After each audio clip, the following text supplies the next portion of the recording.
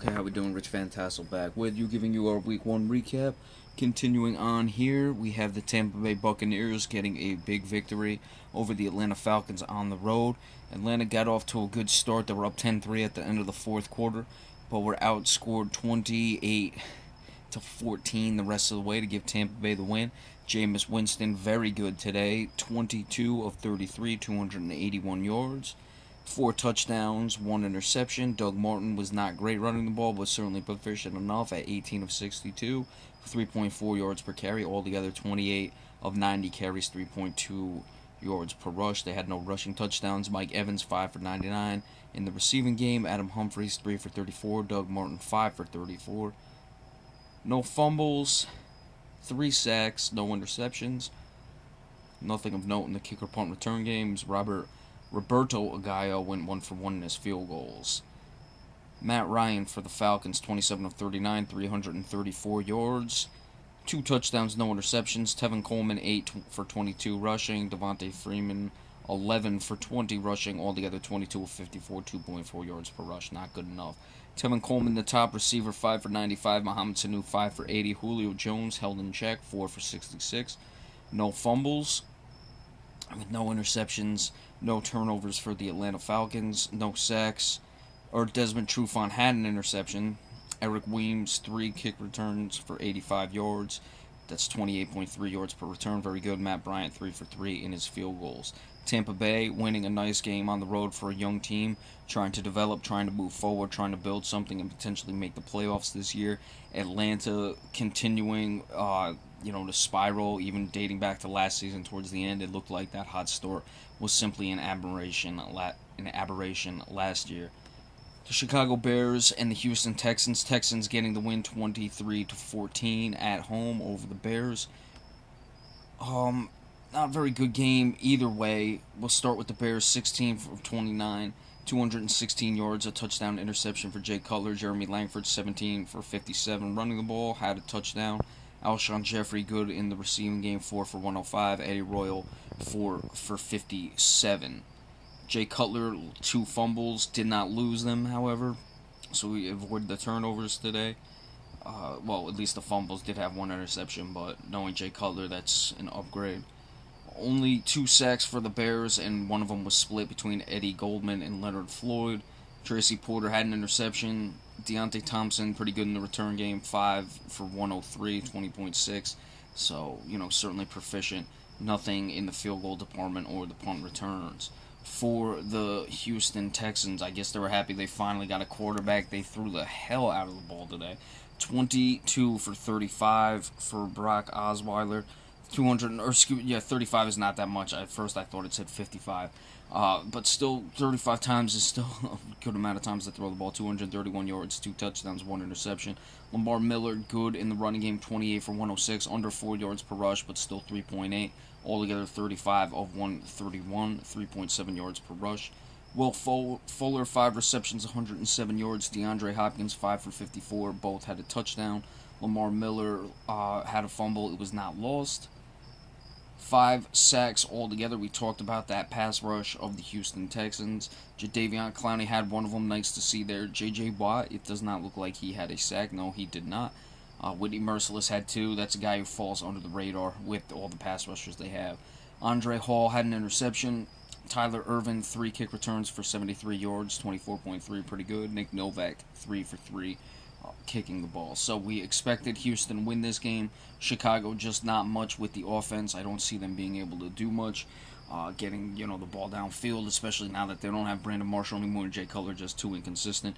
Houston, certainly you'd like to see their offense do more. The defense right on par with what we'd expect from that pass rush, but the offense we still need to see more out of, especially with the new quarterback. DeAndre Hopkins was not great today. The Oakland Raiders and the New Orleans Saints in a wild one. Oakland winning 35-34. Derek Carr for the Oakland Raiders, 24 of 38, 319 yards, 1 touchdown, no interceptions. Jalen Richard, 3 rushes for 84 yards. It's 28 yards per rush, had a touchdown.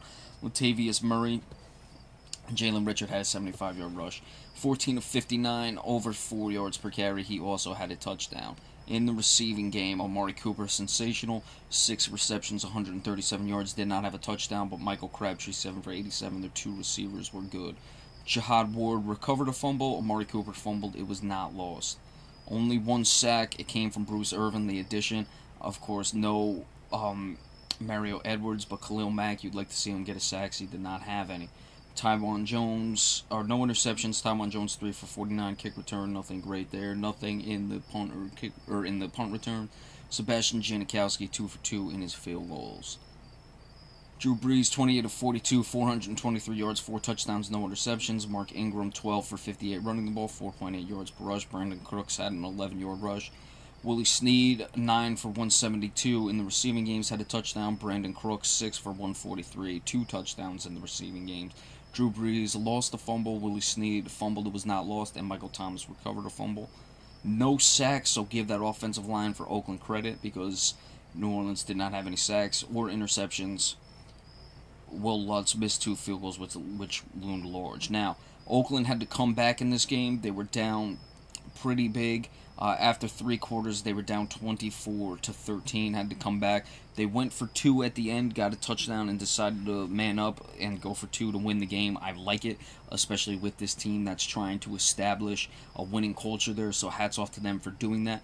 And coming back on the road, we talked about this would be a tough game for Oakland, and they were able to do that. So that's big and very impressive for them. For the New Orleans Saints, offense was sensational. A couple missed field goals and lost fumbles really hurt them. Their defense is just not there this year, and look for a lot of games like this where Drew Brees is going to put up a ton of numbers, but they may or may not be winning the game.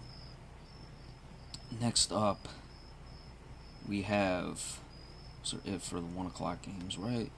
Yes, we have the Miami Dolphins and the Seattle Seahawks. A close game as I expected. I had a funny feeling about this. I expected more points. It was 12-10 in favor of the Seattle Seahawks. Ryan Tannehill, again, is just not a top 10 quarterback that everyone thought. 16-29, 186 yards, no touchdowns, no interceptions. Arian Foster probably passed it. 13 of 38, 2.9 in the running game. Altogether 20 of 64 running the ball. Arian Foster was the top receiver, 3 for 62.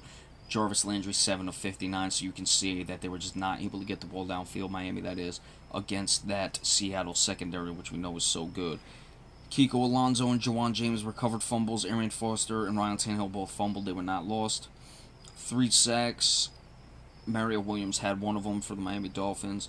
Isa Abdul-Quddus had 1 interception. Jakeem Grant, 2 kick returns for 67 yards, 33.5 per return. That's very good there. Andrew Franks 1 of 2 in the field goals, and obviously that 1 miss is critical when you lose by 2 points. Russell Wilson 27 of 43, 258 yards, 1 touchdown, 1 interception. Christian Michael 15 of 66, 4.4 yards per rush. Altogether 32 of 112, only 3.5 yards per rush. So we see the Marshawn Lynch factor there. Doug Baldwin 9 receptions, 92 yards, and a touchdown. Jermaine Kearse 5 for 57. Russell Wilson lost a fumble. They had 4 sacks, no interceptions, no kick returns. Tyler Lockett, only 3 punt returns, nothing of note. Stephen Hauschka, 2 for 2 in the field goals. Miami, we talked about how tough that travel was. I had a funny feeling about this game. They hung in it. It wasn't surprising to me. I felt they would come out with something to prove, but Ryan Tannehill just doesn't. He's just not that good of a player, and Russell Wilson is a winning player and showed the difference between the 2 quarterbacks in this one. You know, Russell Wilson doesn't need people to tell him how confident he is like they have to have people talk about Ryan Tannehill's attitude. Yeah, that's great. Russell Wilson wins the games. Ryan Tannehill does not win the games. Okay, the Dallas Cowboys and the New York Giants. The Giants getting the win 20-19. Eli Manning, 19 of 28, 3 touchdowns, 1 interception. Rashad Jennings was actually very good in this game running the ball, especially late in the game. 18 of 75, 4.2 yards. Shane Vereen, 6 of 38, 6.3 yards per rush. Altogether 24 of 113, 4.7 yards per rush. Odell Beckham Jr., 4 for 73. Sterling Shepard, 3 for 43 and a touchdown. Victor Cruz, 4 for 34 in the game-winning touchdown in the receiving game. Eli Manning lost a fumble, or fumble that was not lost. Rashad Jennings recovered a fumble. That was a weird play. It looked like a backward pass. Who knows what was going on with that one. No interceptions. Nothing of note in the kicker punt return games, and no field goals made, but there was a missed extra point. Dak Prescott got off to a pretty good start. He really simmered off in the second half, though. 25 of 45, 227 yards, no touchdowns, no interceptions. Ezekiel Elliott was terrible in this game. 20 carries, 51 yards. I know all you fantasy, losers are going to be like, oh my god, we got to threaten Ezekiel Elliott's life now because he cost my fantasy team. Yeah, you guys are fucked up in the head. That's all I can say about that. Alfred Morris, 7 carries, 35 yards, 5 yards per carry. Jason Witten, of course, the top receiver, not surprising there, 9 of 66, as well as Cole Beasley, the 2 underneath guys. Des Bryant could not get going in this game. No fumbles, only 2 sacks, which is actually incredible for the Cowboys pass rush. Brandon Cort did have an interception, his first one in 3 years. Dan Bailey made 4 field goals. Now, the Giants, they won this game because they converted in the red zone with touchdowns. The Dallas Cowboys did not. And, also, the Giants were able to run the ball late. Dak Prescott, of course, like we said, cooled off. They were not able to execute their offense. And, a lot of talk about Terrence Williams not getting out of bounds at the end. I didn't think he had a shot to anyway. The Giants, though, the Cowboys, we know their defensive line is not great. So as good as the Giants ran the ball and as good as their offensive line play, you'd like to see how they're going to do against certainly a better defensive team than the Dallas Cowboys. And then the last game, the the Indianapolis Colts and the Detroit Lions. Detroit getting the win 39-35. Matthew Stafford, 31 of 39. 340 yards, 3 touchdowns. Amir Abdullah, 12 carries, 63 yards, 5.3 yards per rush. Theo Reddick, 7 for 45. 6.4 yards per rush. Altogether, 24 of 116, 4.8 yards per rush. Marvin Jones in the receiving game, 4 for 85. Theo Reddick, 5 for 63 and a touchdown. Amir Abdullah, 5 for 57 and a touchdown. Eric Ebron, 5 for 46 and a touchdown. No fumbles, 2 sacks. Ezekiel Ansah did not have any. I thought there would be more because of the struggles of Indianapolis' offensive line. Nothing of note in the kicker punt returns. Matt Prater, 1 of 1 in the field goals. Andrew Luck, 31 of 47, 385 yards, 4 touchdowns, no interceptions. Impressive there. Frank Gore, 14 of 59, 4.2 yards per rush, still getting the job done. Philip Dorsett, 4 for 94 running. T.Y. Hilton, 6 for 79, this is receiving. Dante Moncrief, 6 for 64. Dwayne Allen, 4 for 50.